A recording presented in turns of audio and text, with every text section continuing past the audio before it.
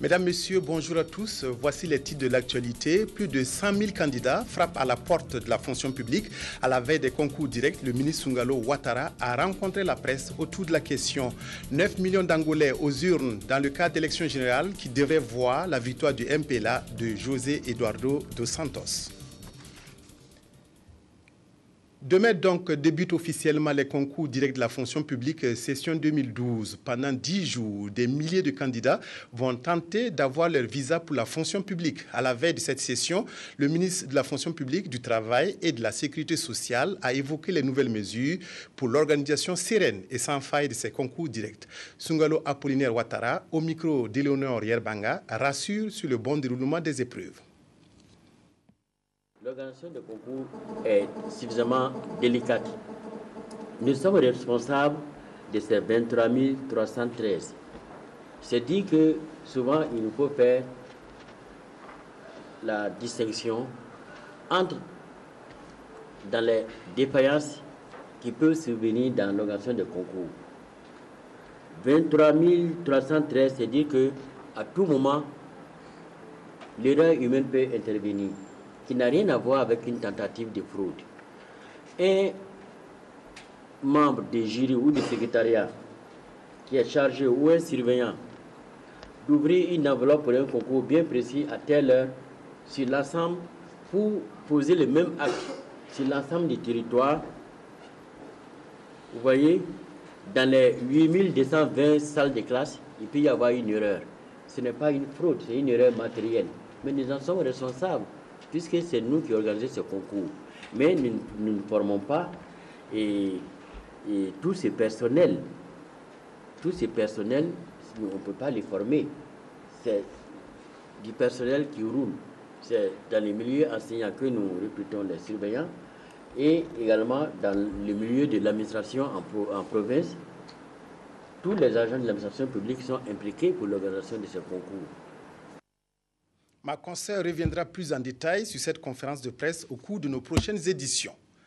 L'enrôlement biométrique en vue des élections de décembre prochain s'est achevé le 16 août dernier. Au cours de l'opération, le Centre de suivi et d'analyse citoyen des politiques publiques a mené une enquête de suivi. Les résultats de cette démarche ont été livrés ce matin à la presse par le centre composé d'organisations de la société civile. Reportage Jacques Lamissa Tarpaga. La plupart des inscrits sur la liste électorale se sont fait enrôler pour la beauté de la carte électorale et non par devoir citoyen. Cela ressort d'une enquête de suivi menée par le Centre de suivi et d'analyse citoyen des politiques publiques CDCAP.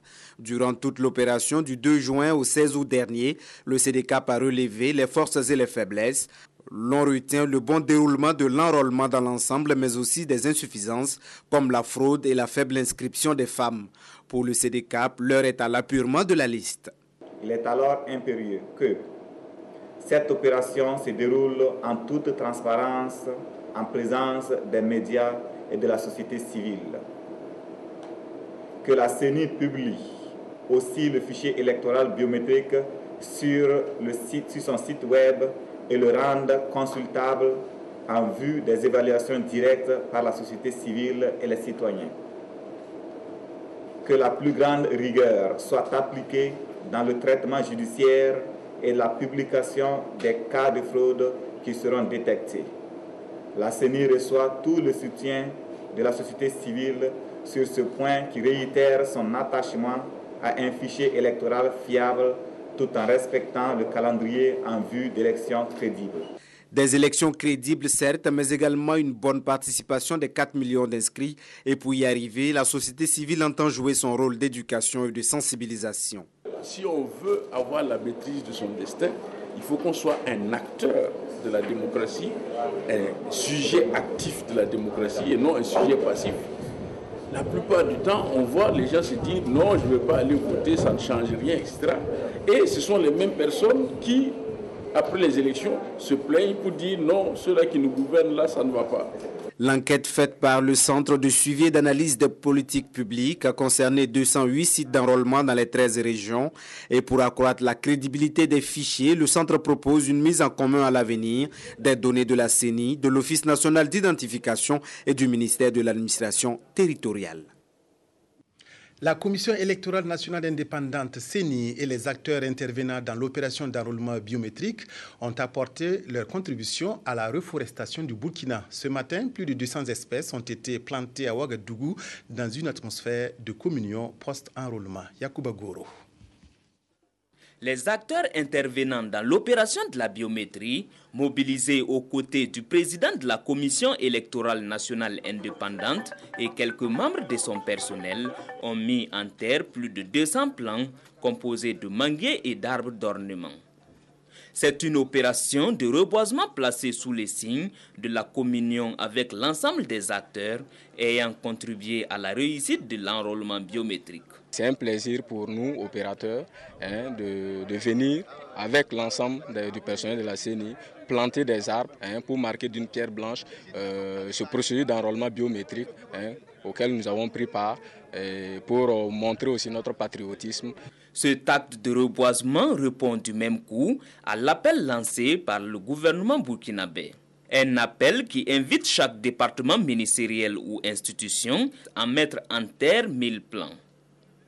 Pour Maître Barthélemy Kéré, ces plants ainsi mis en terre bénéficieront d'une attention particulière. C'est une réponse que la CENI apporte en fait à l'appel qui a été lancé par le gouvernement de ce point de vue-là. Nous sommes sur le siège, sur le terrain du siège de la CENI.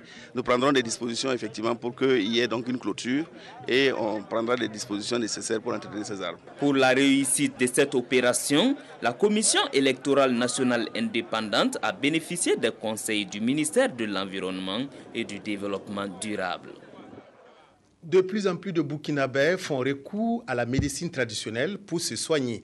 Les raisons sont aussi nombreuses que variées, culturelles, curatives ou économiques. La médecine traditionnelle étant légalement reconnue au Burkina depuis 1994, les agents de santé collaborent aujourd'hui avec les tradipraticiens dans la prise en charge de certaines maladies. Sur l'état actuel de cette collaboration, le dossier est signé Wendata Nathalie Kaori. La méfiance qui prévalait entre la médecine traditionnelle et la médecine conventionnelle s'est progressivement dissipée.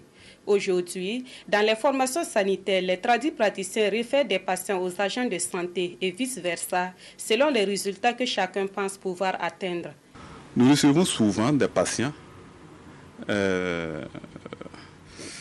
qui sont vraiment souvent compliqués et donc on les réfère rapidement à l'hôpital. Voilà, comme nous recevons aussi des patients venant aussi des hôpitaux et aussi certains médecins et certains docteurs qui nous recommandent vraiment leurs patients. L'engouement de la population pour la médecine traditionnelle est considérable. D'après les autorités sanitaires, 80% de la population burkinabé fait appel à cette médecine pour résoudre leurs problèmes de santé. En 2000, j'ai commencé à faire l'hôpital Yalgado. J'ai fait des consultations. J'avais même la faiblesse sexuelle. Ça n'allait pas du tout. Il m'a donné ça et depuis là, je suis en bonne santé. J'avais du lait sans être enceinte et sans allaiter. Je suis allée à la médecine moderne, j'ai traité. Ça m'a donné des allergies et ça ne faisait pas passer mon mal. Donc je suis venue ici le voir et il m'a donné des médicaments. Je suis allée utiliser des tisanes à boire et à me laver. Du moment où ça soigne les maux, c'est un domaine à promouvoir. Pour les spécialistes de la santé, la collaboration entre médecine traditionnelle et médecine moderne est indispensable car les deux médecines poursuivent le même objectif, à savoir la promotion de la santé des populations. Cette collaboration permet d'éviter des situations malheureuses dues à la combinaison des produits de la pharmacopée traditionnelle et ceux de la médecine moderne.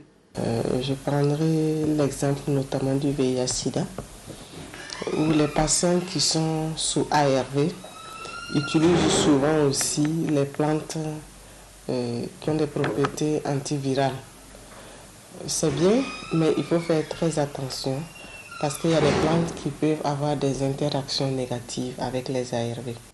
Conscient des enjeux de la médecine traditionnelle pour la société burkinabé, le gouvernement a créé une direction chargée de la promotion de la médecine et de la pharmacopée traditionnelle au sein du ministère de la Santé.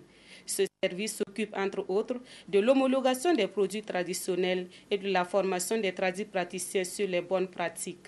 Avant, les tradipraticiens n'assistaient pas au cadre de concertation. Mais maintenant, nous sommes invités au cadre de concertation. Et aujourd'hui, les médecins prescripteurs n'étaient pas impliqués dans les rencontres de concertation. Mais aujourd'hui, ils sont impliqués. Le tradipraticien, c'est celui qui connaît les vertus des plantes, c'est celui qui connaît les vertus des substances minérales ou animales et qui les utilise pour soigner. Donc la médecine et la pharmacopée traditionnelle, ce n'est pas quelque chose de faux. Elle était utilisée par nos ancêtres. L'intégration de la médecine traditionnelle dans le système de santé permet une meilleure couverture des besoins sanitaires des populations. Mais il est aussi important que cette population puisse distinguer les vrais tradipraticiens des brebis galeuses qui abusent des patients. Je dirais d'abord de ne pas confondre tradipraticien et puis marabout. Le tradipraticien n'est pas le wakman. Et quant aux tradipraticiens, ils devraient mieux s'organiser pour assainir leur milieu et présenter plus de crédibilité aux yeux de la population. Bon, c'est de mettre en application les formations qu'ils ont reçues dans divers domaines. Parce que si certains sont réticents, c'est peut-être parce que les médicaments ne sont pas bien présentés. C'est peut-être parce que sur l'étiquetage, le tradipraticien, il dit ça soigne, je dirais, 5-6 maladies. Donc du coup, les gens n'ont pas confiance. Le développement socio-économique d'un pays passe nécessairement par un bon état de santé de sa population.